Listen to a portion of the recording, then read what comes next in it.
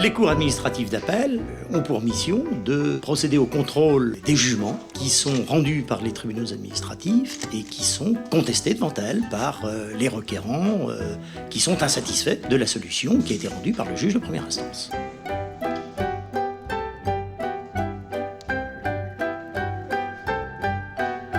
C'est l'idée que même le juge le plus qualifié peut se tromper.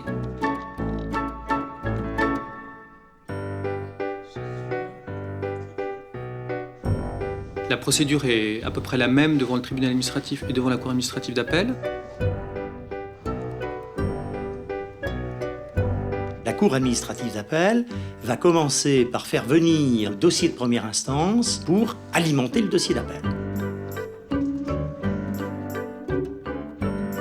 La cour administrative d'appel contrôle à la fois que le premier juge a bien jugé et éventuellement elle se penche à nouveau sur les faits, ce qui ne sera pas le cas du juge de cassation. L'avocat est obligatoire devant les cours administratives d'appel. Mesdames, Messieurs, la Cour. Bien, l'audience est ouverte. Veuillez vous asseoir, mesdames, messieurs, je vous prie. Monsieur le greffier, voulez-vous appeler la première affaire? J'appelle l'affaire numéro 1 inscrite au rôle. L'avantage, c'est que, en règle générale, son argumentation est beaucoup plus pertinente.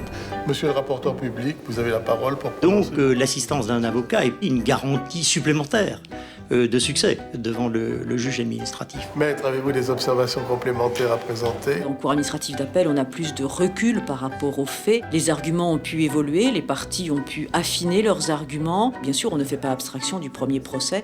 Il fait partie du dossier, il est même le centre du dossier. L'affaire est mise en délibéré. Lorsque l'audience est achevée, l'affaire est mise en délibéré.